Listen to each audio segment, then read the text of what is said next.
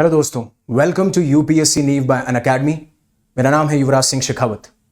जिस तरीके से प्रेजेंट टाइम्स में इंडिया और कनाडा के रिलेशन रॉक बॉटम हिट कर चुके हों, उसके कुछ कारण जो मैं आपको बताना चाहूंगा। पहला, हरदीप सिंह निज्जर की किलिंग के लिए इंडियन गवर्नमेंट एजेंट्स को रिस्पॉन्सिबल ठहराना, और फिर उसके बाद में union home minister Amit Shah पे यह एलिगेशन लगाना कि वो कोई ऐसा कैंपेन चला रहे हैं जिसमें वो टारगेट कर रहे हैं सिख कम्युनिटी जो कि कनाडा में रह रही है। साथ साथ में जिस तरीके से कनाडा खालिस्तानी एक्सट्रीमिस्ट को अपनी जड़ें फैलाने के लिए परमिशन देता जा रहा है, या आप कह सकते हो कि सपोर्ट देता जा रहा है कैनेडियन सॉइल पे, वो भी कहीं ना कहीं एक बहुत बड़ा मेजर कारण है जिसकी वजह से इंडिया और कनाडा के रिलेशनशिप खराब हो रहे हैं। और जैसा मैंने पहले भी बताया है कि इंडिया और कनाडा के रिलेशन नहीं सुधरेंगे जब तक कि कनाडा के अंदर इलेक्शन नहीं हो जाते, क्योंकि कहीं ना कहीं जो जस्टिन ट्रूडो की सरकार है वो डायरेक्टली इनडायरेक्टली कहीं ना कहीं इन खालिस्तानी एक्सट्रीमिस्ट को सपोर्ट करती हुई नजर आती है, क्योंकि ये चाहते हैं कि कुछ ऐसे इन्फ्लुएंशियल सिख वोटर्स को अपनी तरफ लें जिससे कि वो दोबारा से सरकार बना सकें। बट अब ऐसा क्या हुआ है जिसकी वजह से कनाडा ने दोबारा से प्रोवोक किया है इंडिया को? तो कनाडा जो जहां पे भी बाई कैमरल लेजिस्लेचर है, एक हाउस ऑफ कॉमन्स और एक आपका सेनेट। तो हाउस ऑफ कॉमन्स में होता क्या है कि जो न्यू डेमोक्रेटिक पार्टी के एक मेंबर है सुख धालीवाल, वो एक मोशन इंट्रोड्यूस करते हैं जिसमें यह कहते हुए नजर आते हैं कि 1984 के जो एंटी सिख राइट्स हुए हैं उन्हें आप जेनोसाइड डिक्लेयर कीजिए, नरसंहार डिक्लेयर कीजिए। बट वहीं पे हमारे एमपी चंद्र आर्य जो कि हिंदू ओरिजिन के हैं, वो इस प्रपोजल के खिलाफ अपनी वॉइस रेज करते हैं और वहां इसको कहते हैं कि I don't support this proposal, और उस वजह से यह मोशन पास नहीं हो पाता। अब आपको लग रहा होगा कि सिर्फ एक इंसान की वजह से जिसने अपना रिजेक्शन प्रेजेंट किया तो यह प्रपोजल क्यों नहीं पास हुआ? क्योंकि हाउस ऑफ कॉमन्स के अंदर जो मोशंस रखे जाते हैं उनको काफी तरीकों से रिजेक्ट किया जा सकता है। बट ये जो मोशन पास हुआ था, ये इसमें आपको यूनानिमस कंसेंट चाहिए था, राइट? यूनानिमस कंसेंट का मतलब आपको सबकी सहमति चाहिए थी। अगर एक भी एमपी उस मोशन को रिजेक्ट करता है तो यह मोशन पास नहीं होगा। अब इसको अच्छे से समझने के लिए एमपी चंद्र आर्य ने क्या हमें एक वार्निंग दी है कि आगे जाके इशू और खराब हो सकते हैं, और जो ये एनडीपी के लीडर हैं, राइट, जगमीत सिंह, वो क्या प्लानिंग करते हुए नजर आए हैं व्हेन इट कम्स टू कि 1984 के एंटी सिख राइट्स को जेनोसाइड डिक्लेयर किया जाए। और मैं पूरा बताऊंगा कि 1984 के एंटी सिख राइट्स होते क्यों हैं। उसमें आपको खालिस्तान के बारे में पता चलेगा, आपको ऑपरेशन ब्लू स्टार के बारे में पता चलेगा, आपको 1984 के सिख राइट्स और वो हुए क्यों और उसका आफ्टरमैथ क्या था, राइट? तो जैसे मैं आपको कंटेक्स्ट पूरा डिस्कस कर चुका हूं कि किसने इंट्रोड्यूस किया, और उसके बाद में लॉ मेकर्स लाइक चंद्र आर्य जो हैं इसको अपोज करते हुए नजर आते हैं, और वो साथ साथ में ये भी कहते हैं कि ये जो मोशन इंट्रोड्यूस किया है ये कहीं ना कहीं पॉलिटिकली जो पावरफुल खालिस्तान लॉबी है वो इसके पीछे है, राइट? तो आपको गूगल पे जाना है, यूट्यूब सर्च करना है, फिर यूट्यूब पे क्लिक करना है, उसके बाद में आपको पता है यूट्यूब खुल जाएगा। आपको उसके बाद में UPSC unstoppable by Unacademy, right? तो आपको अनअकैडमी करना है, उसके बाद में आपका UPSC by unstoppable by Unacademy खुल जाएगा। उसके बाद में कोई भी आपको अगर कोई चैनल का लिंक मिलता है या फिर कोई वीडियो मिलता है उस पर क्लिक करना है, आप पहुंच जाएंगे होम पे।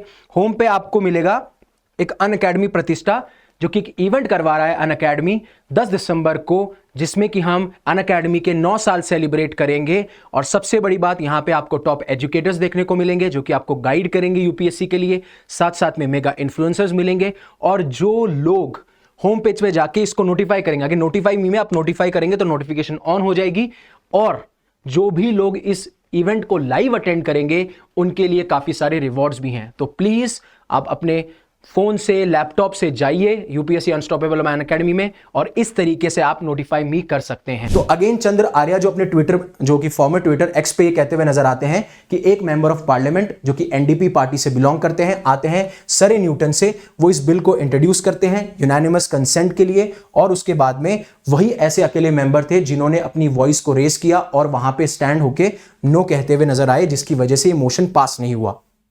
फिर वो ये कहते हैं कि ऐसा पहली बार नहीं है कि मुझ पे टारगेट किया होगा। टारगेट का मतलब, क्योंकि इस जब ये मोशन रिजेक्ट हो जाता है उसके बाद में इन्हें पार्लियामेंट की बिल्डिंग के अंदर भी थ्रेटन किया जाता है और साथ साथ में इनको बाहर भी थ्रेट किया जाता है, राइट। और ये कहते हुए नजर आते हैं कि ऐसा कोई पहला इंसिडेंट नहीं है जहां पे मुझे टारगेट बनाया गया हो, राइट। और ये अपने ट्विटर अकाउंट पे भी ऐसा कहते हुए नजर आते हैं, ठीक है। अब आपको समझना पड़ेगा खालिस्तान एक इशू है, वो इशू है कि कहीं ना कहीं जो एक्सट्रीमिस्ट हैं वो ये डिमांड करते हैं कि सेपरेट होमलैंड होना चाहिए सिख्स के लिए, और ये 1970s में कुछ तेजी पकड़ता है। और उसी टाइम पे होता क्या है कि कुछ खालिस्तानी एक्सट्रीमिस्ट अपने ग्रुप्स बनाते हैं, अपनी ऑर्गेनाइजेशन बनाते हैं और कुछ लीडर्स भी निकल के आते हैं, जिनमें एक लीडर बहुत प्रोमिनेंट होते हैं, जर्नैल सिंह, अराउंड 1970s और 1980s। अब होता यह है, जर्नैल सिंह एक टाइम पे 1984 में गोल्डन टेम्पल, जो कि एक सेक्रेट श्राइन है सिख्स के लिए, उसको अपना बेस बना लेते हैं। और उस टाइम पे जो हमारी प्राइम मिनिस्टर होती हैं इंदिरा गांधी, वो ऑपरेशन ब्लू स्टार को लॉन्च करती हैं, जिससे कि जो आर्म्ड मिलिटेंट्स हैं उनको कंप्लीटली रिमूव करा जा सके, जिन्होंने सेक्रेट श्राइन गोल्डन टेम्पल को अपना बेस बनाया है। और उसके लीडर उस टाइम पे होते हैं जर्नैल सिंह, उस आर्म्ड मिलिटेंट ग्रुप के जो लीडर होते हैं। अब जब ऑपरेशन ब्लू स्टार कंडक्ट करा जाता है, एक मिलिट्री ऑपरेशन होता है, उसके बाद में इन सबको रिमूव कर दिया जाता है और उसका मकसद ये होता है कि जो खालिस्तानी मूवमेंट है उसको कर्ब किया जाए, उसको खत्म किया जाए, क्योंकि ये अगेंस्ट है हमारी जो इंडिया की टेरिटोरियल और सॉवरेनिटी है उसके against, right. Territorial integrity and sovereignty के अगेंस्ट है, समझ में आया आपको।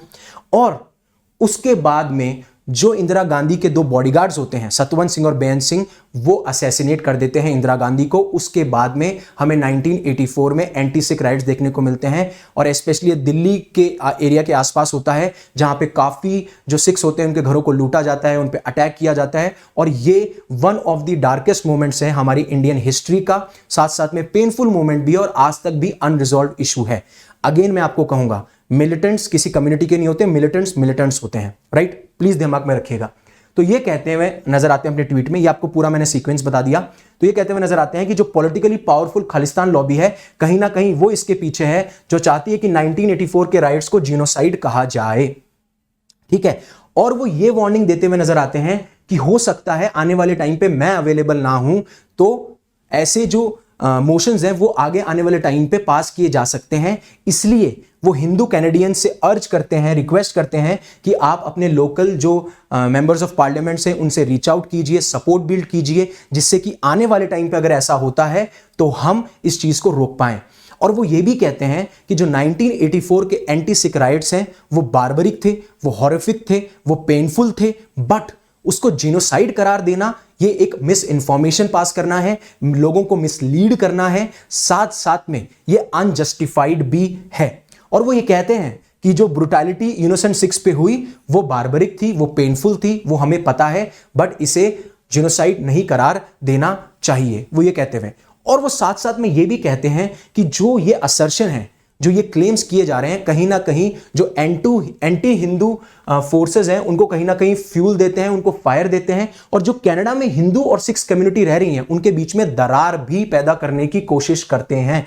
तो हमें ऐसे डिवाइसिव एलिमेंट्स को पनपने नहीं देना है, हमें कोशिश करनी है कि हम साथ रहें, यूनाइटेड रहें, डिवाइड ना हो। और ये कहते हुए नजर आते हैं कि कुछ एमपीज, एक नहीं तो कुछ ऐसे मतलब एक से ज्यादा एमपीज जो हैं उनको अर्ज करते हुए नजर आते हैं और कहते हैं कि हमें आने वाले टाइम पे इन ऐसे डिवाइसिव एलिमेंट्स को सपोर्ट नहीं करना है। और अगेन वो हिंदू कैनेडियंस को अर्ज करते हुए नजर आते हैं। होपफुली आपको समझ में आया होगा। अब ये जो जगमीत सिंह हैं, जो कि न्यू डेमोक्रेटिक पार्टी के लीडर हैं, वो ये कहते हैं कि लिबरल और कंजर्वेटिव पार्टी ने टीम अप करके हमारे इस मोशन को ब्लॉक तो कर दिया, बट हम ट्राई करते रहेंगे। और ये कहते हैं कि इन लोगों को पता था कि हम ऐसा कुछ करने वाले हैं, इसलिए इन्होंने ब्लॉक किया। ये जो कम्युनिटी है उसके कंसर्न को नहीं सुनते, बस इसी टाइम पे एक्टिव हो जाते हैं। They turn their backs on justice, ये कहते हुए नजर आते हैं, ठीक है। और जो सुख धालीवाल है जिन्होंने इस मोशन को इंट्रोड्यूस किया, वो भी फ्रस्ट्रेटेड थे जिस तरीके से इस मोशन को रिजेक्ट किया गया है। अब आपको यह समझना पड़ेगा, जगमीत सिंह काफी टाइम से ट्राई कर रहे थे कि 1984 के जो एंटी सिख राइट्स हैं उनको हम जीनोसाइड डिक्लेयर करा दें, राइट। और उसके लिए मैं आपको बनाऊंगा, उन्होंने एक कैंपेन भी लॉन्च किया था जिसमें एम्फसाइज किया था कि हम जो 40th एनिवर्सरी सेलिब्रेट करने वाले हैं इस साल, क्योंकि इट वाज मतलब हैपेंड इन 1984, अब 2024 है, तो हम इसको जेनोसाइड डिक्लेयर करा के रहेंगे। और उसी डायरेक्शन में ये चीज होती है जहां पे ऐसा मोशन इंट्रोड्यूस कराया जाता है। और ये इस चीज को इसी अप्रैल में सर जो ब्रिटिश कोलंबिया है वहां पे वैसाखी परेड में भी कहते हुए नजर आते हैं कि ये ईयर 40वां साल है, तो हम पूरी कोशिश करेंगे कि हम इसे जेनोसाइड डिक्लेयर करवा सकें। साथ साथ में इसी अगस्त में धालीवाल साहब अर्ज करते हैं कि एक पिटीशन डालते हैं, जिसमें एक पिटीशन को स्पॉन्सर करते हैं, जिसमें ये बोलते हैं कि इंक्वायरी की जाए कि जो एयर इंडिया की बॉम्बिंग हुई थी वो उसमें इंडियन गवर्नमेंट इन्वॉल्व थी, ना कि कैनेडियन 6, राइट। तो ये भी अर्ज करते हुए नजर आते हैं। तो आप देख सकते हैं किस तरीके से डिवाइसिव एलिमेंट्स कनाडा में पनप रहे हैं, और कहीं ना कहीं जो एमपी चंद्रार्या ने पहले भी कहा था कि चाहे से वो पुलिस हो कनाडा की, रॉयल माउंटेड कैनेडियन पुलिस, या फिर उसके कुछ सेक्शंस हों, या फिर कुछ ऐसी पॉलिटिकल पार्टीज हों, कहीं ना कहीं ये सिंपैथाइज करती हैं खालिस्तान लॉबी से, खालिस्तान एक्सट्रीमिस्ट से, इसलिए ऐसे स्टेप लिए जा रहे हैं। बट इसकी वजह से इंडिया और कनाडा के रिलेशन और हर्ट हो रहे हैं और रॉक बॉटम को हिट कर रहे हैं। आपकी क्या राय है आप कमेंट सेक्शन में बता सकते हैं। Again thank you very much for giving me your precious time. अगर आपको ये लेक्चर पसंद आया होगा तो प्लीज़ इसे लाइक कीजिए, और अगर जिस तरीके से ये लेक्चर आपकी लाइफ में वैल्यू ऐड कर रहा है, आपको लगता है किसी और की लाइफ में वैल्यू ऐड कर सकता है, इसे शेयर कीजिए, और ऐसे ही रेगुलर कंटेंट के लिए इसे सब्सक्राइब कीजिए। Again thank you very much for giving me your precious time. Stay safe, stay happy, शब खैर।